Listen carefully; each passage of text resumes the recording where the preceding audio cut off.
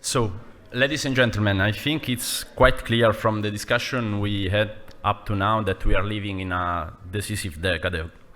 A decade in which the way in which we plan to produce, to transmit, and to consume electricity will shape not only the climate trajectory that we will have for the future, but also the economic competitiveness and the social resiliency of our countries for decades.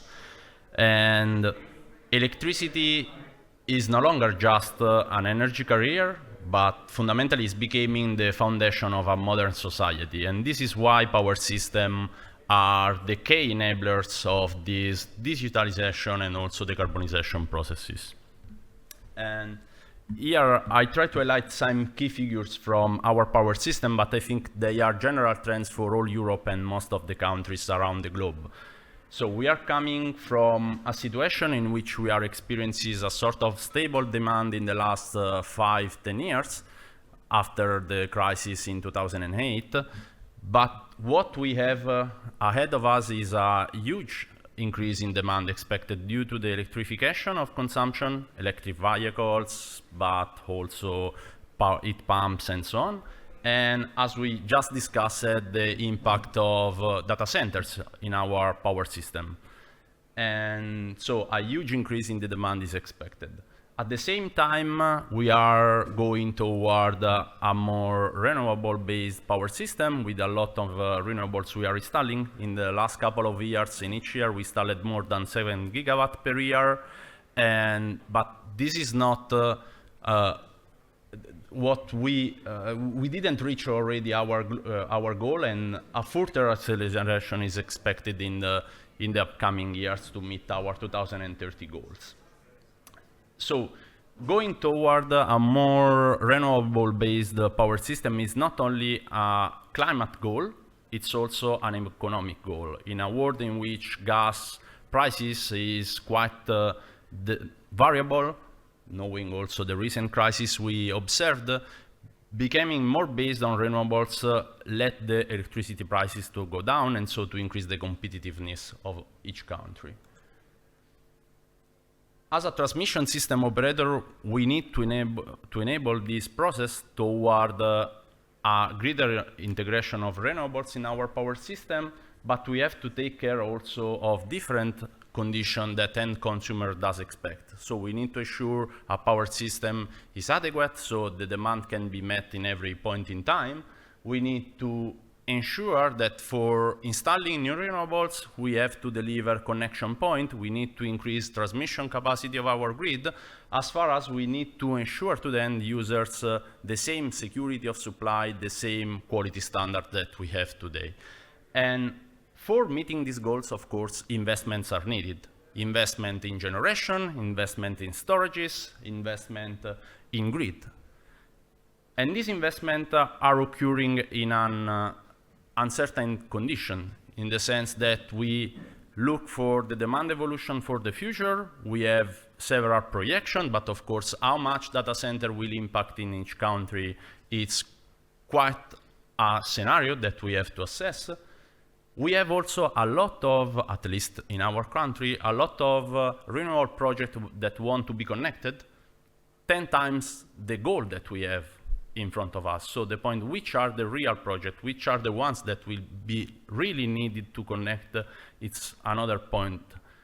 So what we have to assess in our studies is not only how much to invest, but also where to invest and when to invest, which is a crucial variable for our exercise.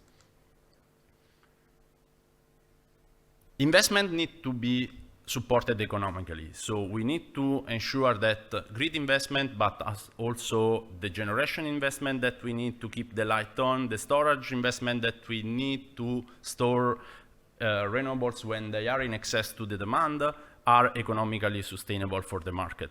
And this is why in Italy we develop a strategy that is fundamentally based on long-term mechanism, in which we make contracts, long-term contracts with the market operators, and so they are hedged by price volatility for the future, they are hedged for the future risk, but at the same time, we have some stable prices, some contracted condition for the power system.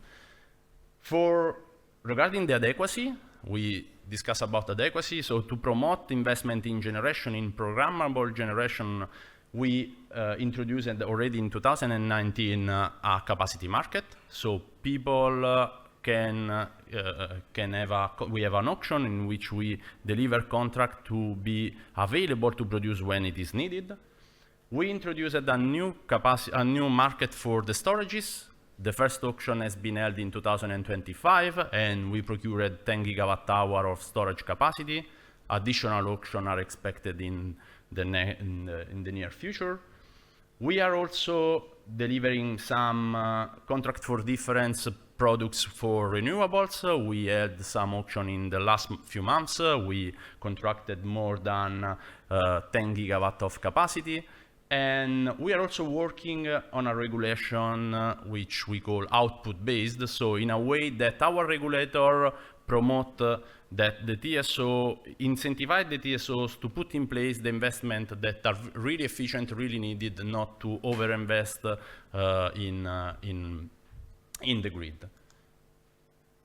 And this is why we developed a new approach in the recent past, in the recent years, in which we try to reshape how we design the grid for the future. We work on a 3 interconnected level, starting from a power system perspective, where we try to ensure that we have enough resources to balance our power system. So typically in this level, we assess for interconnection capacity. We also perform stability studies for some devices like synchronous compensator and so on. And then we go inside our country. Maybe some of you know that also in the spot market, Italy is divided in several bidding zones, so each zone has its own price for electricity, even if then we have a national price for the consumers, but fundamentally for generation you have the zonal price. And so we try to assess if we need to increase and how much we need to increase the capacity, the exchange capacity between these bidding zones, because this is of course beneficial for the prices. And it's also beneficial in terms of capacity to transport energy, renewable energy from the area in which they are located to the big consumption that is in the northern area.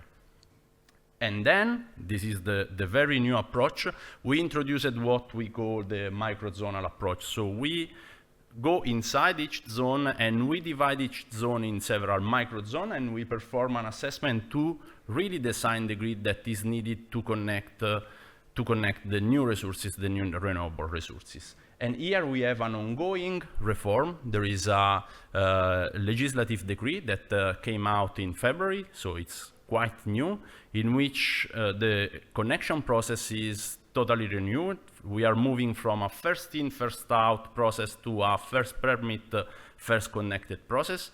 So this means that we are not locking the grid capacity for someone that provided a request and then it has not the capacity to build effectively the power plant, but we deliver the grid capacity as far as this is available to the ones that are able to realize the actual power plants.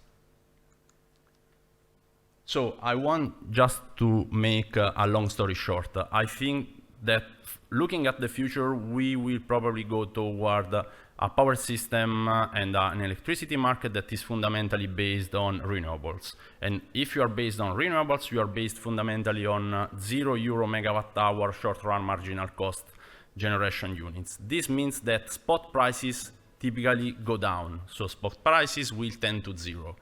This means that the energy bill will not depend really on spot prices, but will depend on the investment cost that you put in place. And the investment cost that you will pay in 10, 20, 30 years are the investment that we are deciding now.